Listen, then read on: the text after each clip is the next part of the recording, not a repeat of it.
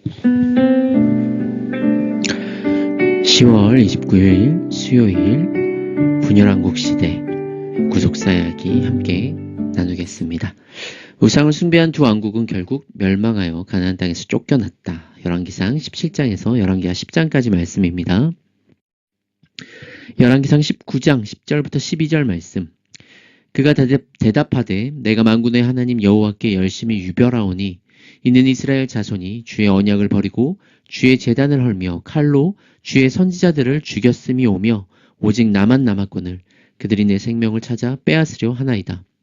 여호와께서 이르시되 너는 나가서 여호와 앞에서 산에 서라 하시더니 여호와께서 지나가시는데 여호와 앞에 크고 강한 바람이 산을 가르고 바위를 부수나 바람 가운데에 여호와께서 계시지 아니하며 바람 후에 지진이 있으나 지진 가운데에서도 여호와께서 계시지 아니하며 또 지진 후에 불이 있으나 불 가운데에서도 여호와께서 계시지 아니하더니 불 후에 세미한 소리가 있는지라.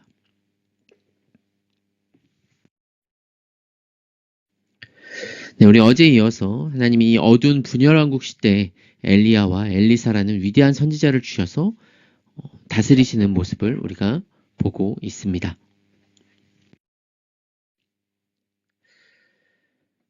네, 이제 어제 우리가 이 엘리야가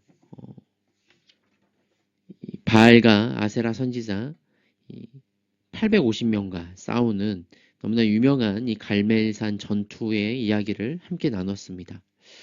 참 이렇게 위대한 일을 행하고 승승장구할 것 같은데 오히려 엘리야는 이세벨이 자기를 죽이려고 하자 여호와의 산인 호렙산으로 도망갔습니다. 그리고 그곳에서 하나님이 낙심한 엘리야에게 격려해 주시고 힘을 주시는 이 사건이 19장에 나옵니다. 엘리야는 자신을 죽이려는 이세벨을 피해 도망갔죠. 열왕기상 19장 3절 4절. 그가 이 형편을 보고 일어나 자기의 생명을 위해 도망하여 유다에 속한 브엘세바에 이르러 자기의 사안을 그곳에 머물게 하고 자기 자신은 광야로 들어가 하룻길쯤 가서 한 로뎀나무 아래 앉아서 자기가 죽기를 원하여 이르되 여호와여 넉넉하오니 지금 내 생명을 거두옵소서. 나는 내 조상들보다 낫지 못하나이다 하고. 네, 이 10절과 14절에서 엘리야는 하나님께 오직 나만 남았거늘 그들이 내 생명을 찾아 빼앗으려 하나이다 하고 반복하면서 하소연하고 있습니다. 그가 위대한 선지자였지만 역시 한 일개의 사람인지라 한 나라의 왕과 왕비가 자기를 죽이려고 할 때 두려움이 없지 않았겠죠. 그래서 그는 도망하여 피하는 모습을 볼 수 있습니다. 그러나 하나님은 이 엘리야에게 다시 힘을 주시며 하나님이 어떻게 이스라엘 나라를 다스리시는지 보여주시죠. 엘리야는 강력한 대적이 여전히 있고 상황이 어렵더라도 하나님이 그 안에서 일하시고 구원하신 분임을 알아야 했던 것이죠.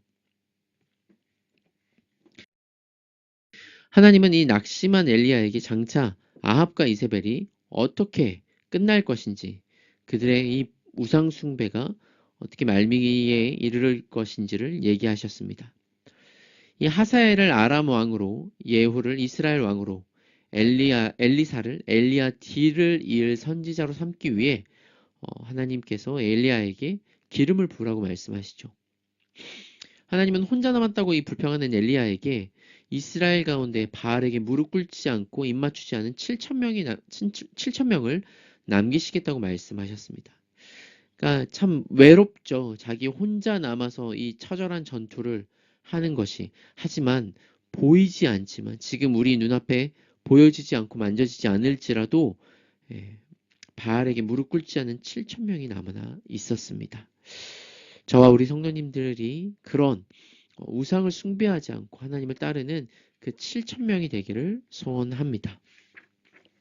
그래서 오늘 우리가 함께 읽은 이 말씀에서도 하나님은 이 바위를 부술 정도로 크고 강한 바람이나 지진 혹은 갈멜산의 제단 위에 내린 불처럼 모든 것을 태우는 불과 같이 일하시기도 하지만 세미한 소리, 지금 이 지쳐있는 엘리야에게 까마귀를 공급하시고 떡과 물을 주시는 이 조용하고도 은밀하게 일하시는 하나님이시기도 한 것이죠. 그 모든 것이 하나님의 역사이며 우리의 생각과 다르더라도 하나님의 일하심을 믿고 우리는 신뢰해야 합니다. 하나님은 그의 백성이 자신의 고난을 과장하거나 지나치게 두려워하지 않기를 원하십니다. 자신의 사역에 대해서 너무 크게 생각해서는 안 되고요. 우리는 하나님께서 우리와 함께하고 계심을 믿고 어떠한 결과더라도 어떠한 과정이라도 하나님께서 행하심을 알고 믿어야 합니다. 우리가 함께 성경적 교회를 꿈꾸며 나아가는 이 길이 다이나믹하고 역동적일 수도 있지만 또는 잔잔한 물과 같이 흐를 때가 있는 것이죠. 우리가 어느 때더라도 하나님이 여전히 우리와 함께 하시고 동행하심을 또 오늘도 우리가 믿으며 나아가길 바랍니다.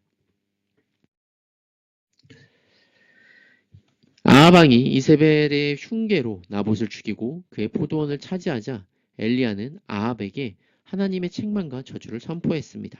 21장에 나오는 말입니다. 하나님은 엘리야를 통해 아합과 그 집에 심판과 재앙을 내리겠다고 말씀하셨습니다. 열왕기상 21장에 20절부터 말씀에 아합이 엘리야에게 이르되 내 대적자여 내가 나를 찾았느냐 대답하되 내가 찾아노라 내가 내 자신을 팔아 여호와 보시기에 악을 행하였으므로 여호와의 말씀이 내가 재앙을 내게 내려 너를 쓸어버리되 너에게 속한 남자는 이스라엘 가운데 매인자나 노인자나 다 멸할 것이오 라고 말하면서 그들이 멸망당할 것을 말씀하시죠. 그리고 24절에 아합에게 속한 자로서 성읍에서 죽은 자는 개들이 먹고 들에서 죽은 자는 공중의 새가 먹으리라고 저주하시는 것을 볼 수 있습니다. 하나님의 말씀을 들은 아합이 옷을 찢고 금식하며 회개하자 하나님은 그의 시대에는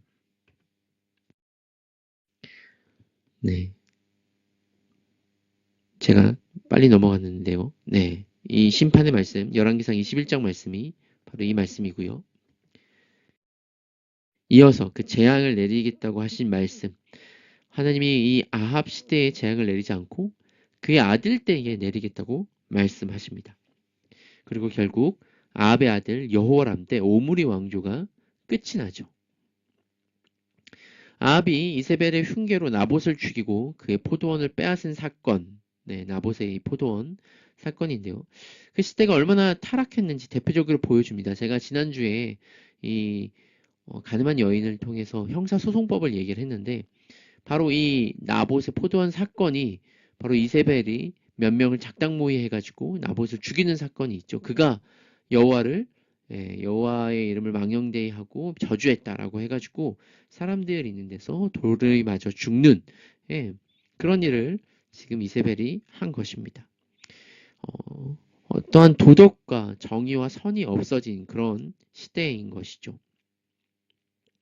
이렇게 아합이 다스리던 때는 정말 이 어두운 시대였습니다.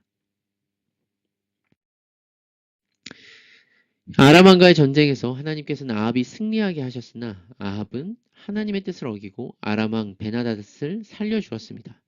그 후 다시 아람과의 전쟁을 했을 때 아합은 죽임을 당하죠. 그림과 같이 활에 쏘여서 죽임을 당합니다. 아합왕은 2차에 걸쳐서 북왕국을 침공한 아람왕 베나닷과 그 군대에게 대승을 거둡니다. 또한 베나닷을 놓아 주었다가 하나님께 책망을 듣죠. 하나님은 이 같은 승리를 통해 아합 왕에게 하나님이 어떤 분이신지를 알게 하려고 하셨습니다. 열왕기상 20장 13절 너는 내가 여호와인 줄 알리라 라고 말씀을 하시죠. 그리고 이어서 이 28절에도 너희는 내가 여호와인 줄을 알리라 하셨나이다 하니라. 하지만 이 전쟁 후에 선지자가 이 아람왕 베나닷을 놓아준 아합을 책망하죠. 그리고 아합 왕은 남왕국 여호사밧 왕과 연합하여 길르앗 라못을 되찾고자 아람 왕과 전쟁을 벌였다가 하나님의 심판으로 죽임을 당합니다. 이 거짓 선지자 400명과 참 선지자 미가야 1명이 서로 다르게 하나님의 뜻을 전합니다. 아합 왕과 여호사밧 왕은 거짓 선지자들의 말을 듣고 전쟁을 벌였고 아합 왕은 죽임을 당하죠.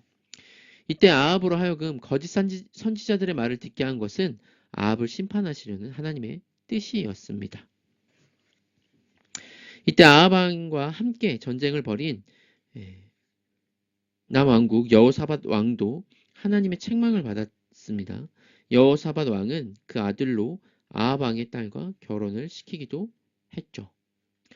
그래서 이 역대하 19장 2절에 하나님의 아들 선지자 예후가 나가서 여호사밧 왕을 맞아 이르되 왕이 악한 자를 돕고 여호와를 미워하는 자들을 사랑하는 것이 옳으니까 그러므로 여호와께서부터 진노하심이 왕에게 임하리이다. 이 20장 22장에서는 미가야 또는 이름 없는 선지자가 등장하는데요. 하나님은 엘리야와 그의 사역처럼 또 극적인 방식으로 바알 숭배를 막으시기도 하지만 또 여러 사람들과 다양한 방식을 통해서도 하나님의 뜻을 행하시고 일하시는 것을 볼 수가 있습니다.